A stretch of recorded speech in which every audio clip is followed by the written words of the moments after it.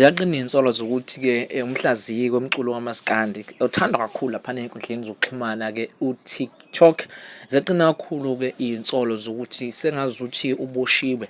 Ngokusho-ke kwabantu ku-social media kuthiwa-ke isiqiniseko uboshwe e-live. Amaphoyisa nje akugene la ehlala khona e-live ku-TikTok abe eseyamthatha.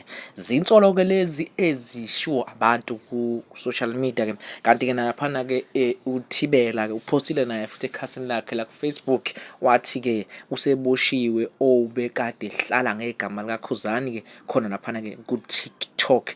Yize-ke singaziyo isizathu sokuboshwa kwakhe kodwa-ke kusadedelwa amaphoyisa ukuthi-ke enze umsebenzi wawo.